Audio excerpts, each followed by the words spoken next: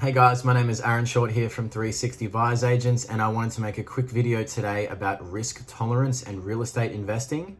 I know a lot of people who have the means to purchase real estate, but they'd rather have their money sitting in their super saver account earning a 0% interest rather than have their money work for them, as they think real estate investing might be a little bit too risky. So I want to discuss some of these concerns. So the first concern would be, what if I can't find a tenant? Now there's many ways that we can mitigate these risks by looking at a few different factors. What are the vacancy rates of the area and how are they trending? Are people leaving the area? Are they coming to the area? Is the area largely employed by one large employer? And what if that employee goes bust? Then a lot of those people are going to be moving out of the area in search of work. There's going to be a lot more stock on the market, and that could bring down prices. And what is your contingency time span as far as vacancies are concerned? Is your property still going to be able to draw a profit if it's vacant for 4 to 5 weeks out of the year? What about 6 weeks or 7 weeks? Extend the time period out and find a level that you're comfortable with. And the last one being the LVR, the loan to value ratio. You're only paying repayments on the money that you've borrowed. So if you put more money in and borrow less, then your repayments are going to be less, and you can extend these numbers much further out. The banks generally recommend us to have a minimum of 20% equity and 80% loan, but if your risk tolerance is less than that of the banks, then maybe you want to extend that to a 70-30 or even further. So the second concern would be, what if I buy the property at the height of the market and the market is overinflated? Then we have a retraction period and I find myself in a position of negative equity. And then if I had to sell that property in that time period, I would actually have to owe the bank money after selling the property, and I'd have nothing to show for it. Now, although this doesn't happen often, this certainly can happen here in Australia. If I look back through the past few decades, I can certainly find you a couple of examples of areas that have had a retraction period of about 10 years. Cairns and Townsville would be one of them. If you'd purchased the property there around 2008 to 2010 at the height of the market, then you would still be in a position of negative equity today. It's only just starting to recover. Now we can mitigate these risks by simply understanding the market that we're about to buy into. What do the trends look like? The sales volume, the supply and the demand.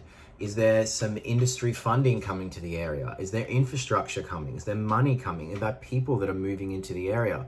Are there a bunch of apartment blocks that are about to be built that's going to add supply to the area and might mitigate growth and might also cause vacancy rates to rise? How diverse are the industries of the region? The more diverse, the more secure. The less diverse, the more susceptible it might be to an industry crash, causing the real estate markets to reduce their value. Now, the last thing I wanted to talk about are your financial goals and how quickly you'd like to achieve them, because they're directly correlated with your tolerance for risk. So let's say your tolerance for risk is the same as that of the banks. It's the 80-20 LVR. So every property that you purchase, you put 20% of your own money into the deal, and then you have 80% of it being a loan, and then you have a 20-80 LVR. So then if that property appreciates in value by an additional 20%, bringing that ratio to 40% equity, then you can pull out that extra 20% equity and you can put that into another deal. And now you've got two deals, both cash flowing, both appreciating. And then when each of those deals appreciates an additional 20%, you can pull that out and buy another 2, and then another 4, and then another 8, and that's when it starts to compound and you start to achieve your goals a lot quicker. But if your risk tolerance is much lower, say it's 60-40, so every real estate deal that you purchase, you want to have 40% of your own money. It's going to take a lot longer to save up that kind of deposit. And then when you do purchase one property, you're going to have to wait for that to appreciate an additional 40% until your loan to value ratio is 80-20, 80% equity, 20% loan, until you have enough equity to pull out that additional 40 to put into another deal. And then you have to wait until it appreciates another 40% until you can pull them out and have 4. It's just going to take a lot longer, and the compounding effect is going to be a lot slower.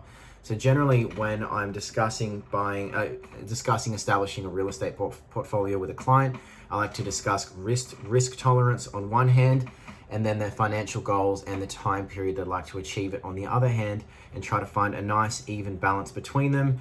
One where they're not stressed that they're over leveraging themselves, and the other one where they're comfortable that they're going to achieve their financial goals in a time frame that they're happy with. So my name's Aaron Short. I hope you found this video interesting. I'm with 360 Buyers Agents. I help people find high growth, high performing investment properties using similar strategies to what I just shared with you today. Thanks for listening.